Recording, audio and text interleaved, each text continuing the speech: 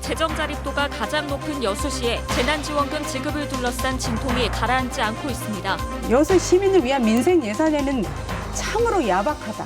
또 교육 지원 등 사업을 불가피하게 중단을 해야 됩니다.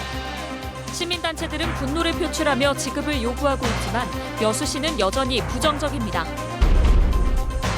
순천시가 준비 중이던 동아시아 문화도시 행사가 코로나19 여파로 계속 미뤄지고 있습니다. 중국과 일본도 이미 내년으로 연기한 상황이어서 올해 개최는 사실상 어려워 보입니다.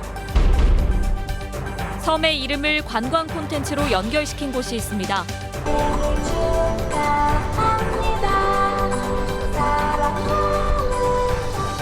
주말에 가볼 만한 가까운 섬 생일도를 소개합니다.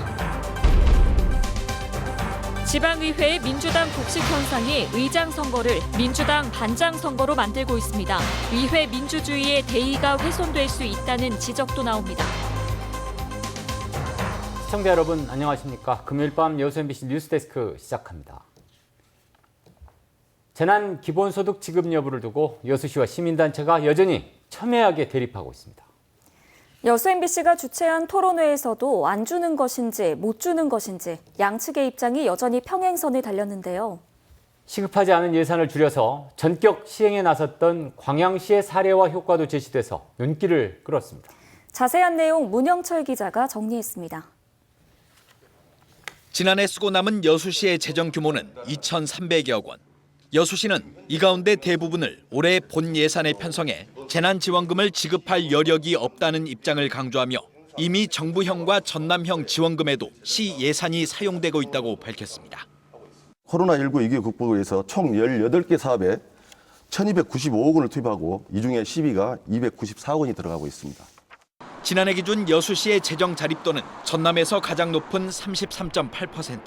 시민단체는 이보다 재정 상황이 열악한 지자체들이 선제적 지급에 나선 점을 언급하며 여수시의 안일한 대응을 지적했습니다. 외지 관광객을 위한 선심성 예산은 퍼주기인데 여수 시민을 위한 민생 예산에는 참으로 야박하다. 지난달 자체 재난지원금이 지급된 광양 지역의 경우 전체 지급액의 84%인 255억 원이 사용돼 지역 경제에 활력을 더하고 있는 상황. 예산을 승인했던 광양시 의회는 재정의 문제만은 아니란 점을 강조했습니다.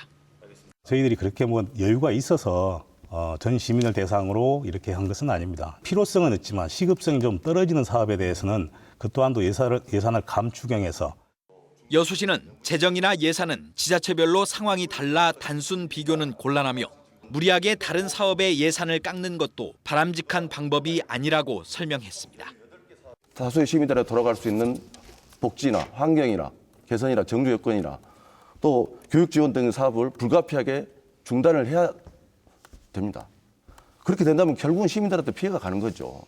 시민단체는 그러나 여수시가 주장하는 재정 부담의 문제는 기술적으로 해결할 수 있다며 기존 입장을 굽히지 않았습니다. 6월 1차 추경에서 광양시처럼 20만 원씩을 모든 시민들에게 지급하고 2차 추경을 통해서 포천시처럼 20만 원을 추가 지급하는 방안을 마련할 수 있습니다.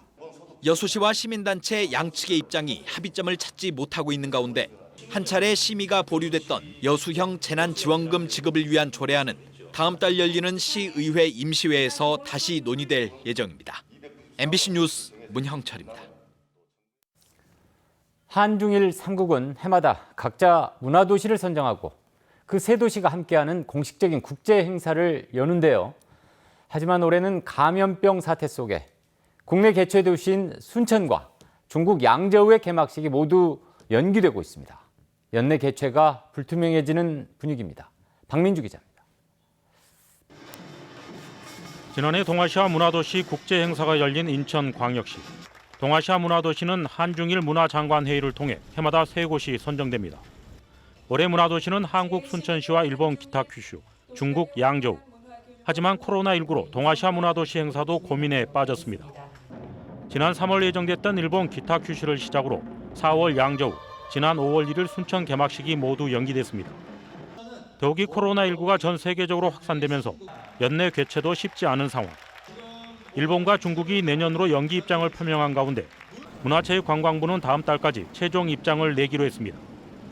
일본하고 중국에서 코로나 그 상황 때문에 그 동아시아 문화도시 행사 자체를 내년으로 지금 연기를 하자는 제안을 했었습니다. 그 이제 문체부와 우리 시가 협의를 해서 그 6월 말까지 코로나 상황을 보면서 계획대로라면 개막식 이후 한중일 작가교류전과 동아시아 청소년 예술제, 평화포럼 등이 순차적으로 열립니다.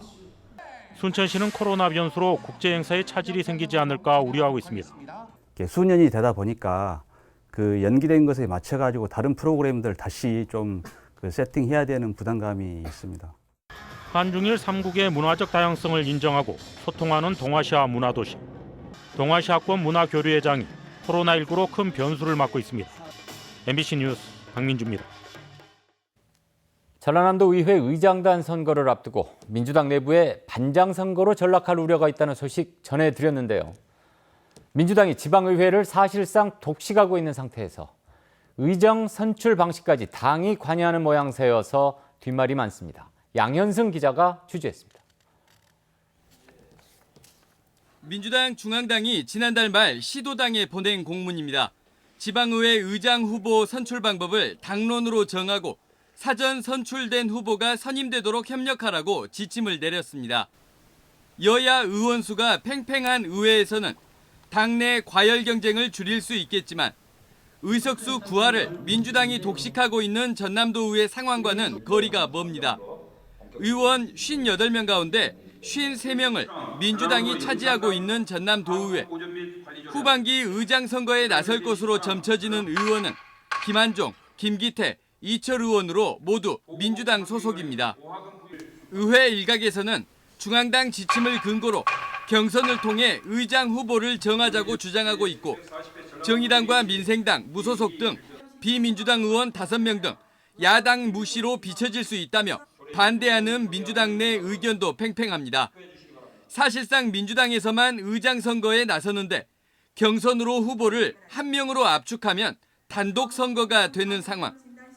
전남도의회 회의 규칙의 의장 선거 규정은 그러나 인근 광주시의회 등과 달리 1인 출마 때 선거 방식조차 정하고 있지도 않습니다. 의장 선거 진행 방식을 놓고 전남도의회 민주당 소속 의원들은 오늘 비공개 의원총회를 열었지만 합의에 이르지 못했습니다. 민주당에서 단독 후보를 내고 다수당이 모든 것을 결정할지 과거처럼 선거 이틀 전 후보 등록을 거쳐 본회의장에서 모든 의원들의 판단에 맡길지 어떤 방식이 의회 민주주의에 부합되는지 전남도의회 91% 민주당 의원들의 결정은 다음 달 2일 의원총회에서 이뤄질 예정입니다. MBC 뉴스 양혜승입니다. 완도 생일도라고 들어보셨나요? 섬 이름이 태어난 날을 의미하는 한자까지 같은데요. 국내 최대 규모의 케이크 조형물과 생일목 등 섬 전체에 생일 스토리가 담겨 있습니다. 박영훈 기자가 다녀왔습니다. 여객선이 오가는 항구 옆에 대형 생일 케이크 조형물이 자리했습니다. 높이 5.8m, 폭 2.7m 크기. 버튼을 누르면 생일 축하 노래가 흘러나오고 밤이면 조명이 켜집니다. 느릅나무 등 1월부터 12월까지 태어난 달을 상징하는 생일목들이 6km 산길을 따라 자라고 있습니다.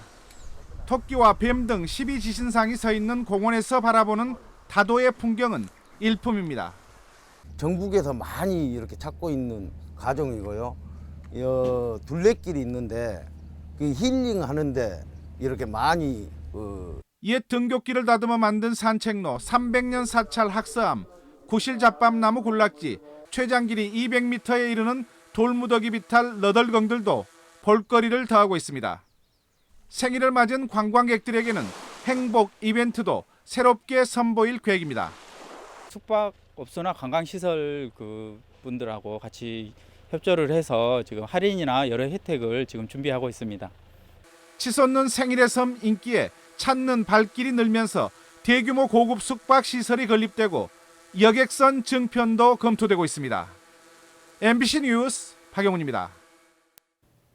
고흥군 금산면 출신 한국 스포츠 영웅인 프로레슬러 고 김일 선수가 오늘 국립대전현충원 국가사회공헌자 묘역에 안장됐습니다.